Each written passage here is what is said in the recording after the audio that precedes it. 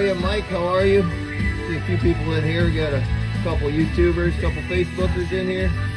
Good evening, everybody. It's Saturday night. Living in South Jersey. I thought I'd do a pop-up on this. Get to it here in a minute.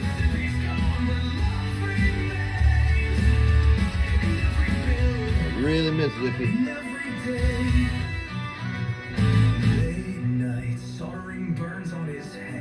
The ugly truck hammers, alternator screams. He got his amp running lean and mean. As the signal reaches coast to coast, his amp builds are better than most. He's got zero reflect. No. Fancy shop, I didn't do that one. I built a prototype of that. It was pretty wicked. I don't know if I can find the right guy to build it for. That one's about.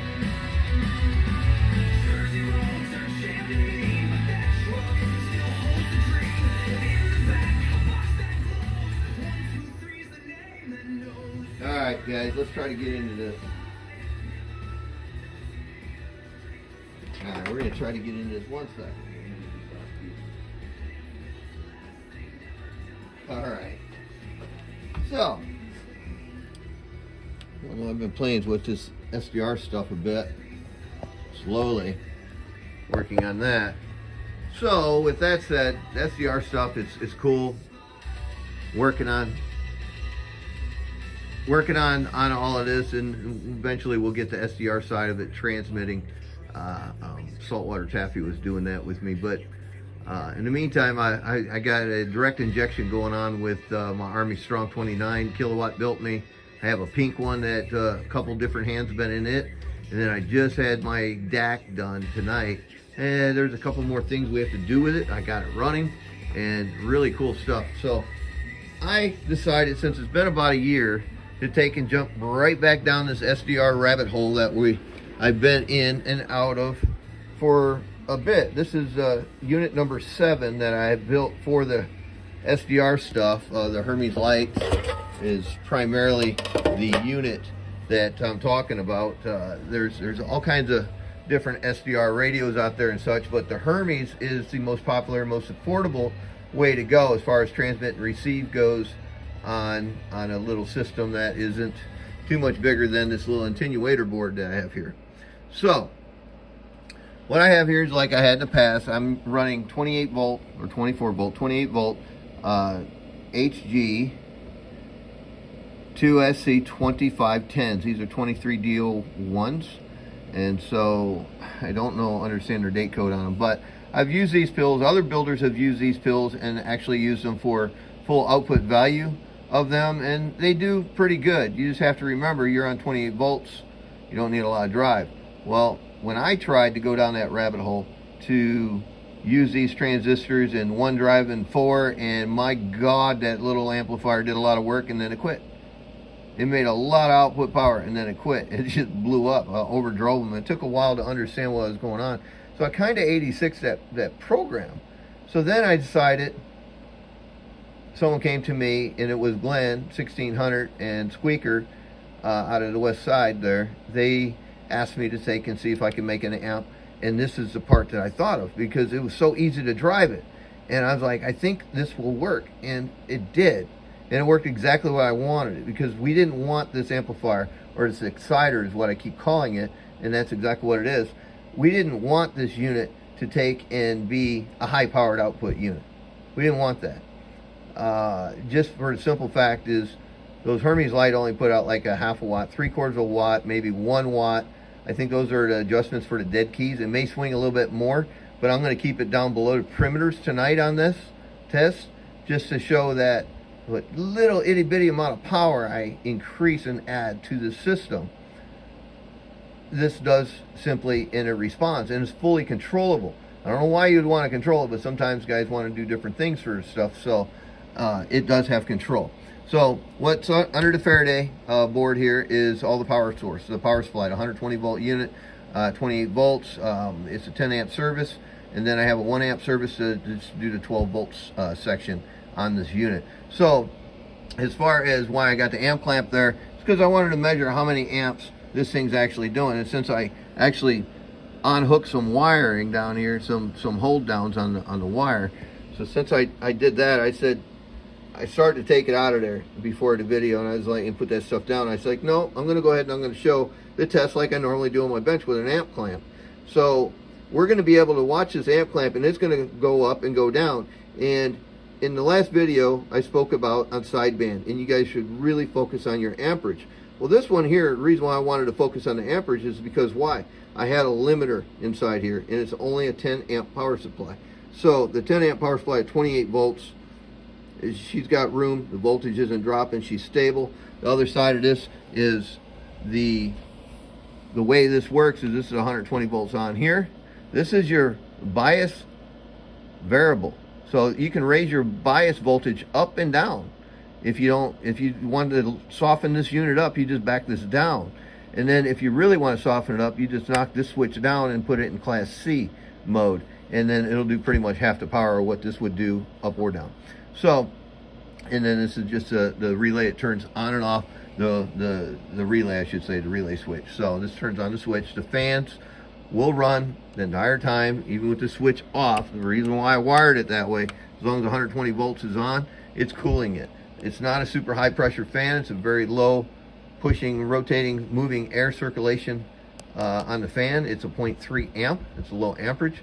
So everything I had to keep in mind of get the most amperage I can for the littlest package, and that's how you have to sometimes design stuff. So I did one of these other units, and when I tested them, I had a 24 volt power supply over there, external, a big one, and I could see what this thing is capable of doing, but that's not the purpose. This is for the guys that has a computer CB/ham radio, whatever you want to call it. Most of the guys that are running Hermes are running them on 11 meters. I don't know a lot of guys are taking and doing other than that. That's just because that's my circle. I'm not into the ham stuff, and you guys know that. So this unit will run on 10 and 11 meters, and it does have auto sideband in there. So you don't have to fuss with any switches. You turn it on, set your bias, forget about it, man. Just go on and go talk on this thing. So she runs good. There's not a huge amount of power coming out of it.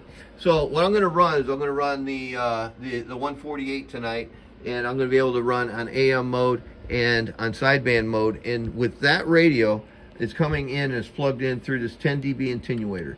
Why do I have this attenuator in there? Because I don't need all that radio. It's not designed for that. This is basically what a Hermes light would be. All right, so when I get done, I plumb up that radio and I come through here. I had some little notes here. You know, a Hermes light somewhere right around 3/4 of a watt output, and somewhere right around 3 bird peak. Somewhere is that what all that radio puts out. So this board kind of pretty much mocks up what a Hermes light would do. And I did this with my other AM radio, my Dust R&R radio, and I could take and do the same test, but I didn't have no sideband capability. So I wanted to show you guys on sideband as well on how the current draw and the voltage and how she acts. So with that said, let's run this test. This is a pretty neat little unit. So bear with me if I make some mistakes or forget something. I apologize. There's a lot on my plate when I'm testing one of these units. So and we'll get, since it's pretty cooled off, we'll get some of these amperage tests out of the way first and voltage tests. So let me just light up a few things, clear them out of here. Try to get that cleared. Okay. All right, so that's clear. Let's turn this on and let's get hooked up here. Let's see. Throw it in that hole. We'll take this over here and we're just going to measure a few things first. So my little Harbor Freight, they quit making these, man. These are good meters. All right, so we're at 20 volts. No, that's not enough. Let's go to 200 volts. So now we're just going to measure just a power source real quick to drain on this. So, all right, there we go. We're at 28.3 volts. All right, 28.3 volts on that portion of it. And let me, well, we'll come back and do the tests on that. All right, so I'm going to measure the biasing on this real quick, and we're going to explain this. And as we go through this biasing portion of this unit, I'm going to show you guys how this is the perfect world for biasing right here. What I have is a bias board built in that is on an adjustable pot, and this allows me to manipulate how much voltage I'm putting at the base of these transistors, which will entail help my 10 dB attenuated radio that's coming in. So the biasing is really going to help you a great deal. But if y'all don't understand biasing and you order it because Johnny told you to and you need it for sideband, that's not always true. But keep this in mind. The more bias you have, or you have a full bias setup that's somewhere right around 3/4 of a volt, you don't need a lot of drive. So example, if you had a biased out 12 pill and you're running on AM, if you put more than 100 watts into that thing, you're really going to start choking on it because it's going to break. It's too much drive, because an external driver is applying voltage, and biasing is the same, but the voltage is already there. So you don't need as much drive when you have a biased amplifier. And if you overdrive it, you sound terrible. You sound like you're all muffly and what's going on, Peter? All muffly, nasally, and you're pinching your nose because you're overdriving the input of the transistors. So let's take a look at this. There's a Hermes guy right down there, old Peter down in Australia. He runs Hermes stuff, and he has rack gear, and he runs my amplifiers, and last I knew he was talking, but I haven't heard no Australia too much since I've been here in Jersey. Only talked there a few times. All right, so let's go over here and put the 148 on AM and give this a key. Yeah, make sure everything's working here. Hold on one second. I am on.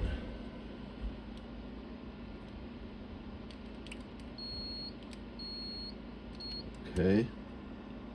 Yeah. Audio. I'm trying to figure out why the biasing's not working here. Oh, I know, because I'm at 200. Let me go down here to 2.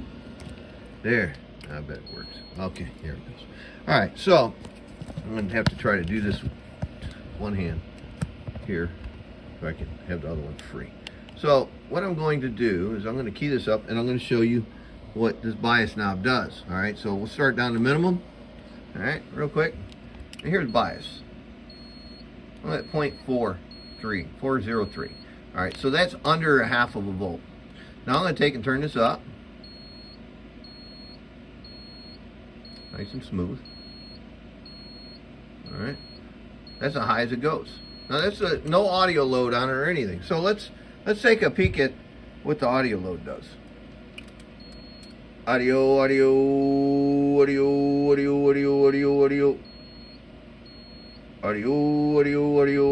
So you see it's breathing. That's good. She's dropping. Definitely don't need that to go any more forward. So that is on between minimum and wide open on the biasing. Now if I were to be in class C, and yes, the meter's still hooked up, same spot, this is basically grounded. Audio class C. Audio. See that 0 negative number there. Good thing. That's class C. You get those numbers like that. So that means my radio is really not driving this that hard. Now, let's leave that in that mode real quick. Let's just go over to sideband real quick and see if that negative mode comes up at all. Audio 1, 2, 3, 4, 5, 6, 7. It's negative 11. So that's 11/10, 1/10. So, all right, that's class C. So the bias test is basically done, but I'm going to turn it on, and we're going to look at if I were to take and turn this all the way down, and let's see, let's leave this in sideband mode for a minute. Let me shake these glasses off. All right, so here we go. Here's the amp meter. I don't know why it's doing that. Audio. Okay, so here's our amperage draw, and we're at minimum on the biasing. Here's our amperage. Audio. 1, 2, 3, 4, 5. So about 7 amps. Now if I turn this all the way up, audio. So 8.97 amps. I have a 10 amp transformer in there. So that means I'm good. There's still a little bit left, but I'm good with that. All right, now your amperage. Key thing is I have a 10 amp unit in here and I'm under 10 amps, so we're good, we're breathing well. So let me look at what happened here with the bias again. Audio, audio, audio, audio, audio, audio, audio. So we're hanging out right at a half a volt, or half a volt of bias. So let's see what the 10 dB attenuation is telling me. I'm looking at a 25 watt slug going forward, and I'm looking at a 5 watt slug going forward. So let's take a look at 25 real quick. On sideband, audio, audio, audio, audio, audio. So we're hanging out right around 2 watts. Let's see what the 5 says. Audio, audio, audio, audio, audio, audio, audio, audio, audio. A little over 2 watts. So, like I said, I'm going to be running this a little bit light because I can go up to 3 watts peak, 3/4 watts. So at 3/4 watt, let's see if we can make our 3/4 watt or where we're at on that. Here's AM. Audio, audio, audio, audio, audio. All right, let's look at this one. 5 watt slug. Audio, audio, audio, audio, audio. So we're hanging out under that it's a 5 watt slug on the 50 scale. We're hanging out under the 10, so that's 1 watt. Audio, audio, audio, audio. So we're right there at about 3/4 watt. So I think I have a pretty good matchup as far as my input drive level would go. Sean Miles, another one. How are you, sir? Yeah, you got one of these. You got a really wicked looking orange one with lightning bolts coming out of it. But it just goes to show that my target is to take and try to get the fairest test I can, since I actually don't own a Hermes light radio system, and I kind of mocked up my own attenuation board. So everything seems to be pretty happy. Now let's take a look at what we're doing on the birds. All right, we're going to look at a 25 watt slug and a 100 watt slug, and then the 100 will be over here in peak, and then we'll also look at the 250 on the digital RMS and peak. So we have everything lined up. Let's ditch a few things. I want to put some airflow on this. Got her nice and toasty the other day, or earlier today, and I'll tell you what, if it were gonna fail, it would have happened. But she ran out well, no problems there. Now let's leave that on. All right, slug. Let's look at the 25 watt slug first. All right, here we go. 25 watt slug, audio 1, 2. All right, now carrier, and let's see what we can do with that. See how that's doing that? See how it's jiggling? Because my carrier's too low. You see, it won't even key now that I unkeyed it. So, looks like, there it is, 5 watts threshold. So right before, a little over 5 is a threshold on this. Why am I showing you this, you're saying? Okay, you see it? See the glitch? It's all right. It's just like a regular box. You don't got enough carrier, you can't key it. Why am I doing that? Look at this 5 watt slug. This is a 5 watt slug, guys. So think about that. 1 watt's up here. Each line's a 1/10. 3/10 of a watt. Okay, so that just shows you you got 2 relays you have to take and deal with here. You got a bias relay clicking in and out, and you have an input relay, the main relay, you got to click in and out. So there's 2 things happening there. So you're going to have a threshold because they both have to stay actuated to function. So for the biasing and such. All right. So moving forward, here's a 25 watt slug. Each line's 5. I forget. Audio, half a watt. Audio. So we're hanging out right around 14 watts. Let's see what the hundo says here. 100 watt scale bottom. Audio, 1, 2, 3, 4. Audio, 1, 2, 3, 4. So about 12 watts bird. Let's see what it says over here. Audio 1, 2, 3, 4, 12 to 15. All right, cool. All right, let's take a look at the peaker and the tweaker and the tweaker and the peaker. Now this is on AM. We're doing this test on audio 1, 2, 3, 4. Audio 1, 2, 1, 2. Peaker tweaker. 100 watt scale. Audio 1, 2, 3, 4. hanging out, it looked like right around 50 watts. Let's see the peak on the digital audio. 1, 2, 3, 4, 5, 6, 7. 57 watts was the highest number. All right, now that was with the biasing all the way up. Let's see what it does in Class C. All right, real quick, we'll go right back to the digital. Class C, audio 1, 2, 1, 2, 1, 2, 1, 2. 40 watts now peak. And audio, 10 watts RMS. All right, so if you wanted to use it in Class C mode, you could. Kind of acts like a regular Cobra radio. Yeah, that's how that works. So, turn that biasing back on.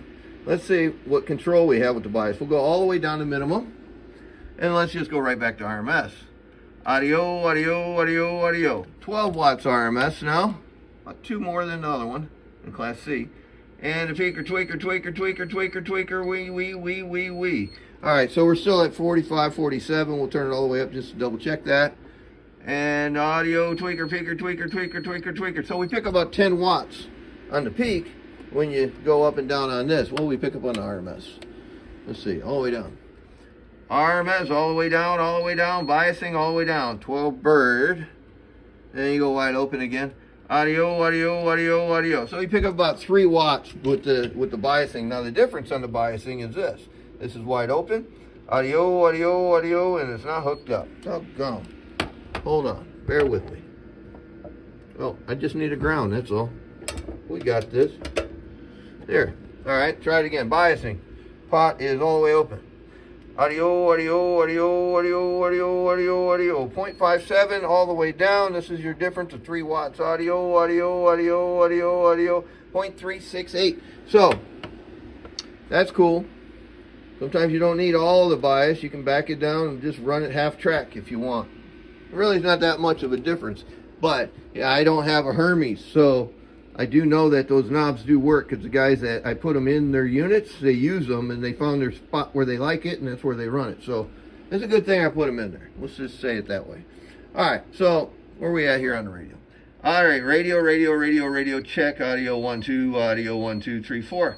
Now, if I go to sideband, let's see what happens, because I can't remember if I test this on 5 watts or not. Audio 1, 2, 3, 4, audio 1, 2, 3, 4.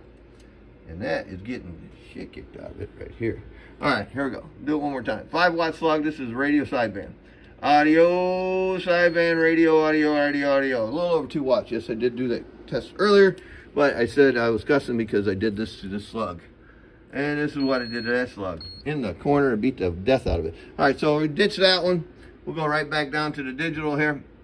And we're going to look at that on RMS 250 watt slug. Double check. Yes, there it is, 250. And let's see what we got. Audio. 35 watts. And that's RMS. So we are where? Sideband. Let's go over to peak. All right, so here you go. Peaker tweaker. It's your favorite moment in your life right here. Audio, peaker tweaker, audio. So guess what? It is absolutely doing the same amount of power on sideband that it is on AM. That's a wonderful beast of 28 volts, I guess. But the unit, as far as I'm concerned, works exactly what I designed it for, to be a pre-exciter or a pre-driver for the next piece of equipment. So, whatever you are thinking to use this to drive, there's your output capability powers. So, this unit technically does not put out any more power than what I have right setting here at Dustin R&R Cobra 29. So if you had a little Hermes light, and let's say that's the radio right there, and you had this amplifier, you could literally take this unit and drive it into a 5-pill. It sounds stupid. Y'all don't take put a bunch of stupid comments up there about this. I said it and I meant it. You know why? Because I did it. I ain't gonna do it tonight because I don't have an extra 5-pill handy. But in the past, I've done things with, the old Tram radios and the Eagles. I've used small exciters to drive a 5-pill, and this does the same thing. Actually, this does just almost identical numbers, maybe a little bit A little bit more, not much more. But anyhow, any way you want to cut it, it's designed for a Hermes light radio. And if we can take and get guys on board with this, I have the parts to do this. I have the knowledge to do it, because this is like the 7th one. I'm not saying I got hundreds under my belt, but I understand what I have in front of me. And for guys that are out there are seeking and looking for, I got a Hermes, man, but it don't put out any power. What's the solution? Well, I did a video a couple weeks ago. Benny, and Merry Christmas to you too. What's going on, Glenn? Nobody's business. Yours says yours does 90 peak. And that's, is that too much? A lot of love. Yeah, well, yeah, probably would be. But Glenn, that can be controlled. And that can be controlled with what? Your bias knob, and or just put it in Class C. So if you put it in Class C, it's going to do half the power is what it does. So I wanted to try something a little different with this one, because I remember a guy saying, Danny, that box puts out too much power. I ain't putting that in my amplifier, he says. Hey, Glenn, did the amplifier burn up yet? I think your Hermes burned up because you hooked up something backwards. All right, I ain't going to tell on you. All right, so the change I made, and it wasn't a money decision or anything. It was just kind of, I wanted to try it. I went with a smaller input transformer here. It's a 1/4 of an inch by 1/2 inch instead of 1 inch. And then also the output transformer is just a smidge shorter.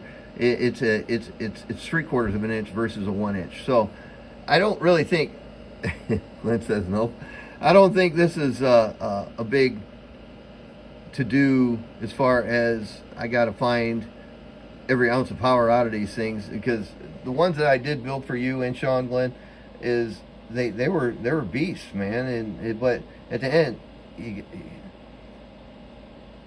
if a guy got this and got it and it didn't perform to where I just showed you, you're more commonly not having to work on backing it down because you got too big of an exciter. So I think honestly this is where I wanted to be on both yours, Sean's and yours. But if somebody needs a big one, bro, I got it. I got a 3-pill that runs. It's a monster. I have a 3-pill like this. It's on a prototype deck, but I can make that thing run. It is a gorilla. In fact, I probably should visit that one tomorrow. I'll pull that thing out and see if I can see what's unhooked and what's hooked up. See if I can't fire it up.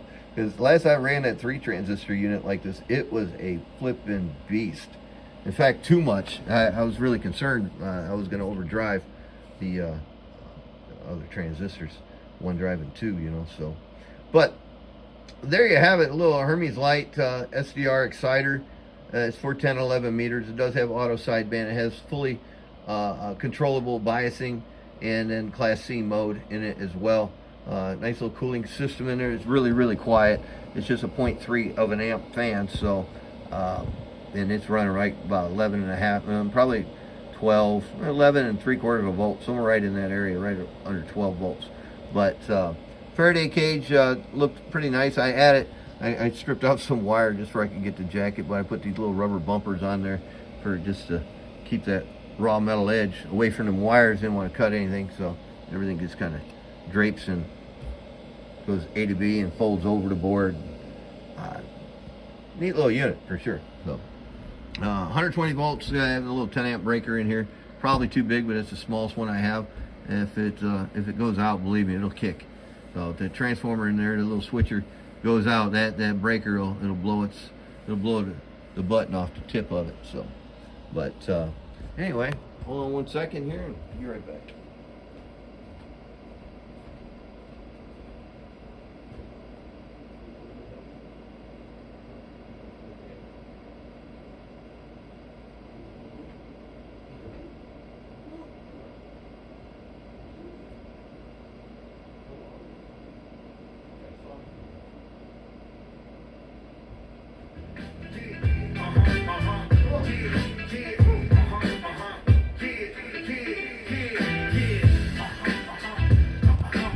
Who that?